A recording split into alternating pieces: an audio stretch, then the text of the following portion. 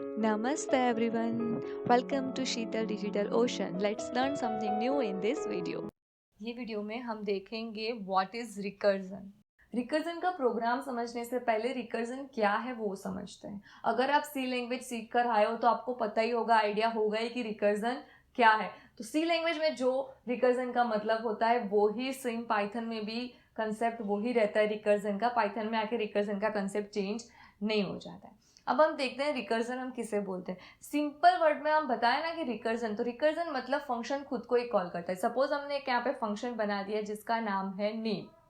हमने एक फंक्शन बनाया जिसका नाम है नेम। अभी ये फंक्शन नेम खुद को ही कॉल कर रहा है, उसको हम क्या बोलेंगे?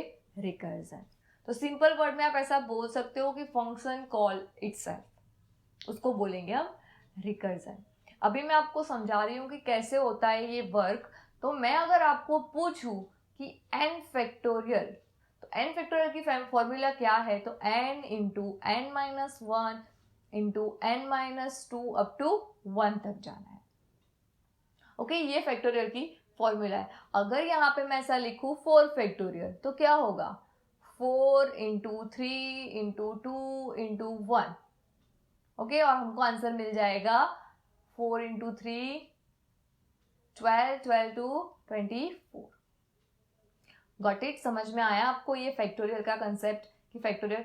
तो इसका हम ऐसा भी बोल सकते हैं कि n factorial that means n into n minus one factorial.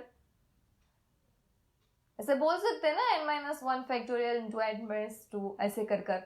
Okay, समझ में आया आपको ये चीज एन फैक्टोरियल का कंसेप्ट? ओके, तो अभी हम रिकर्जन की मदद से करते हैं ये फैक्टोरियल वाला प्रोग्राम। उसके लिए पहले हम आ जाते हैं हमारे पाइचाम की स्क्रीन पर। तो रिकर्जन मतलब मैंने पहले ही बोला कि फंक्शन कॉल इटसेल्फ। सपोज मैंने यहाँ पे नेम वाला फंक्शन बनाया है, यहाँ पे मैं कुछ भी लिख देती हूँ, प्रिंट शीतल।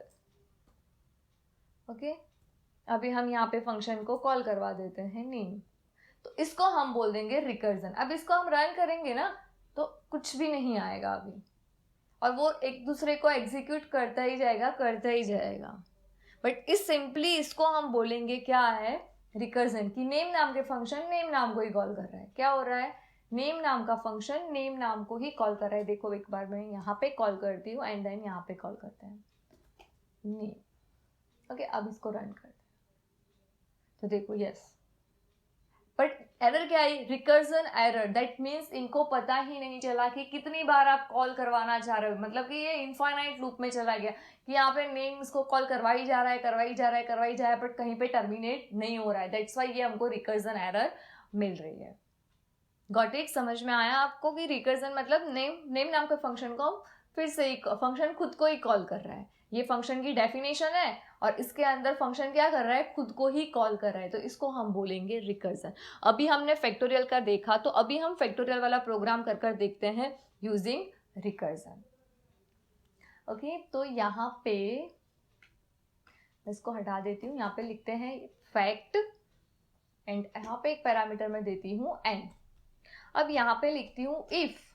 कब तक हमको जाना होता है? n इज इक्वल टू जैसे ही 1 हो जाता है तब क्या हो जाता है? खत्म हो जाता है ना, बाद में कोई मल्टीप्लीकेशन नहीं होता, इसलिए हम यहाँ पे लिख देंगे रिटर्न 1।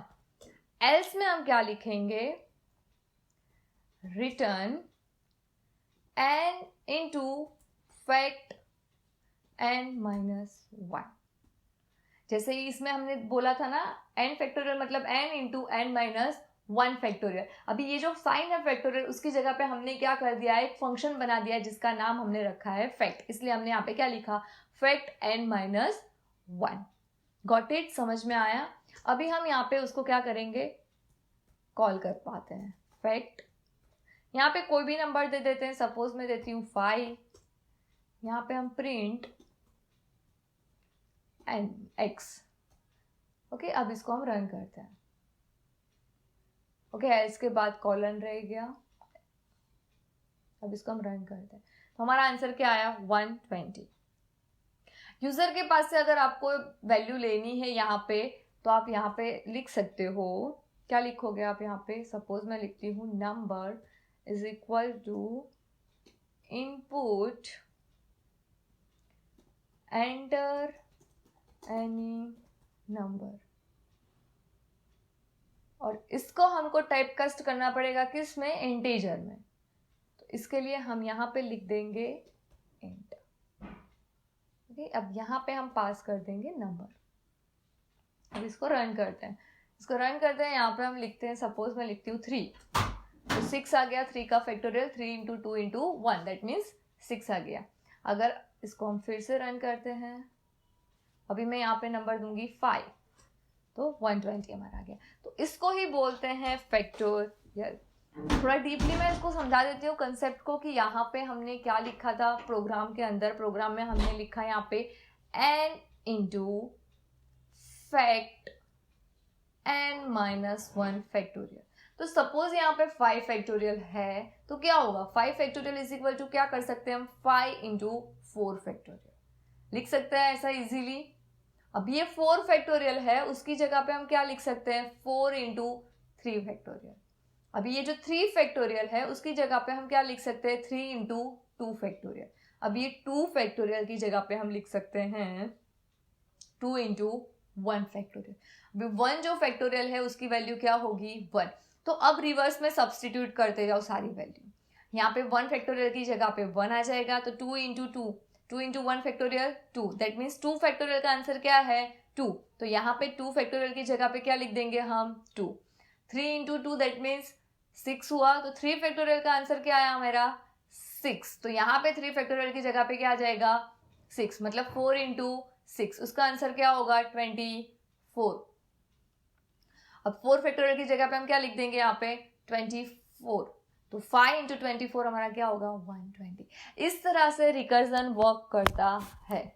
होप आपको समझ में आया होगा कि रिकर्जन कैसे वर्क करता है, कि फंक्शन को क्या करा हमने, खुद ही फंक्शन को यहाँ पे कॉल करवाते जा रहे हैं। यहाँ पे फैक्ट नाम का एक फंक्शन हमने बना दिया। इस प्रोग्राम में आप देख सकते हो कि हमने यहाँ पे फैक्ट नाम का फंक्शन बना दिया और उसको ही उसके अंदर कॉल करवा रहे हैं। तो इसको हम बोलेंगे रिकर्जन। आप खुद ये प्रोग्राम ट्राई करना, तभी आपको ज्यादा समझ में आएगा रिकर्जन क्या है, रिकर्जन कैसे वर्क करता है, उसका कंसेप्ट क्या है। सिंपली माइंड में यही चीज याद रखो कि रिकर्जन का कंसेप्ट दैट मीन्स फंक्शन खुद को ही कॉल करता है, उसको हम बोलेंगे रिकर्जन। बट कब तक कॉल करता रहेगा, उसके लिए आपको एक टर्मिनेट कंडीशन देनी पड़ेगी। जैसे हमने यहाँ पे कंडीशन दी n is equal to 1, that means वहां से फंक्शन को स्टॉप कर देना है एंड लास्ट में हमको जो वैल्यूज मिल रहे हैं वो हमको एज अ आंसर मिलना चाहिए। ये कंडीशन हम नहीं लिखते हैं तो मैंने जैसे आपको आगे बताया था क्या आ जाता है, रिकर्जन एरर आ जाती है। तो ये कंडीशन लिखनी जरूरी है कि हमको रिकर्जन कहाँ पे स्टॉप करना है इसके लिए। तो होप आपको ये वीडियो में रिकर्जन क्या है वो समझ में आ गया है। Thank you for watching this video. See you guys in the next video.